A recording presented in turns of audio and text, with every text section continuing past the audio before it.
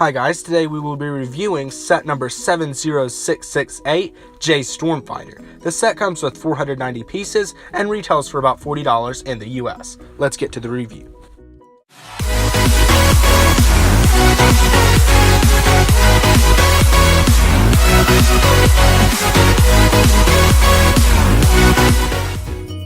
So the fighter itself is a pretty sizable build and comes with 4 figures. I will try to refrain from giving my opinion in this video because I want to save that for the end.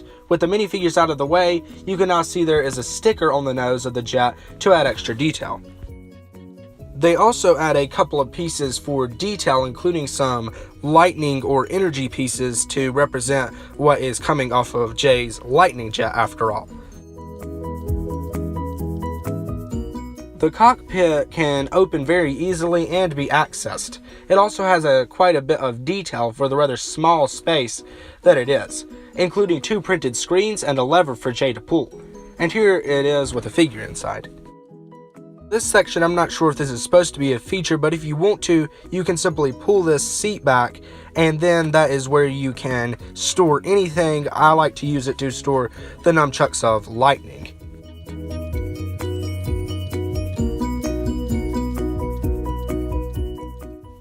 That's all for the cockpit, so let's continue toward the back of the build, where we have nicely slanted wings that flow very smoothly towards the back of the build.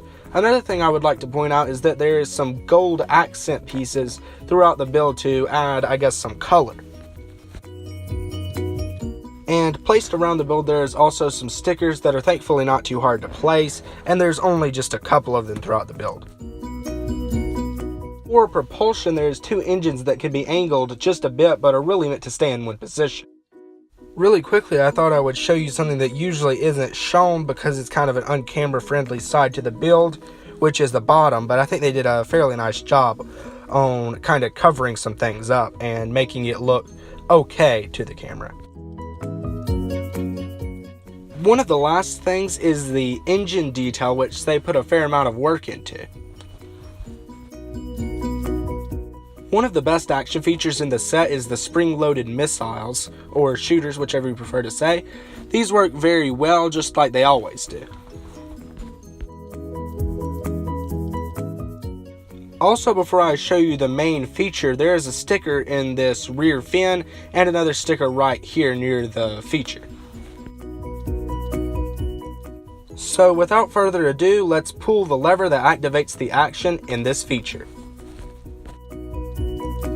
And that is definitely my favorite action feature on the build. Sure, it reveals some white, but it also shows you these amazing gold pieces that they added, and you have no idea how it feels until you really do it. So I definitely recommend getting this set, even if it's just to try that action feature out.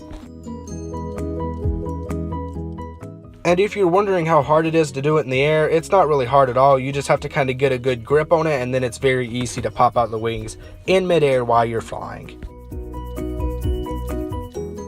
I'm pretty happy with the stability, but I'll give my final thoughts on the build at the end of the video. You also get a small little serpentine stand for the nunchucks of lightning. I'm guessing that they captured it from Jay and now he has to get them back. I guess it's kind of an extra thing you could do in play to kind of encourage creativity. But I mean, LEGO didn't have to do it, but they did include it, and it definitely adds to the set just a little bit. And of course you do get the nunchucks of lightning, which are very collectible and look very good with these new pieces. There are actually 2 good guy figures for this set, the first being Jay, and I will show the second in a little bit. So let's get closer on this figure and see some of his details. He is wearing the new Legacy mask piece, which in my opinion looks very good. The 2 colors are dark and light blue. Once you take the mask off though, you can see 2 faces, happy and angry. The torso printing is of course blue with some crinkle detail where he folded the outfit, and some printing of Golden Dragon, a throwback to the original figure. His legs are also nicely detailed with knee wraps, flip-flops, and some more well-placed details. On the back torso, he has the continuing of the Gold Dragon and a symbol. And that is all for the Master of Lightning, Jay. Next, here is Nia with her trident of water. Nah, just kidding. This is just a regular spear, or probably a trident. She also has the newer mask piece with the colors being light blue and dark red. A lot more of a lighter blue than Jay's mask was. The two faces on this figure is happy and cocky because she thinks she's going to win. For the torso, she has a bit of blue with again some dark red and the golden dragon printing, just like most of the ninja in this wave. And for the leg printing, lots of detail just like Jay, with lots of the same prints but in different colors. She is also wearing some flip-flops. The back printing is a symbol and the continuing of a dragon.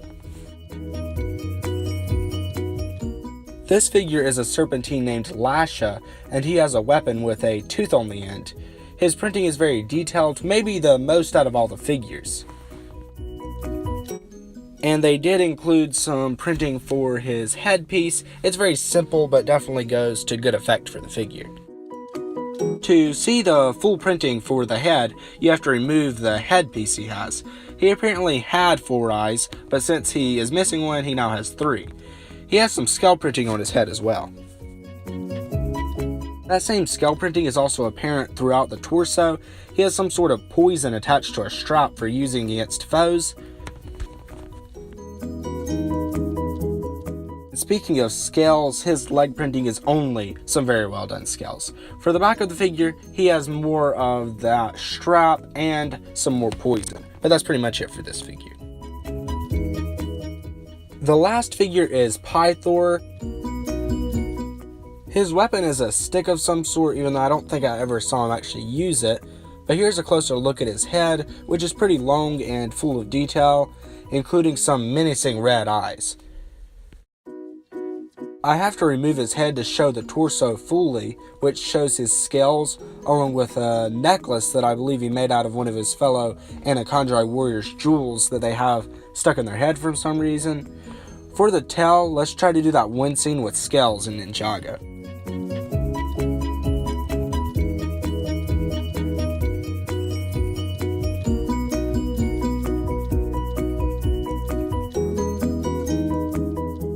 I'll admit that didn't work out the best, but, you know, I tried. Anyway, let's move on. For the last part of the figure, you can see the scales on the back, and the necklace he is wearing is finished. Okay, so now it's time for the final thoughts on the entire set. So my thoughts on this set are relatively positive, Jay being my second favorite character in Ninjago. The features work great along with the extra build and the figures. Though none are exclusive, they all look great to me. Thanks for watching, and until next time, never stop building.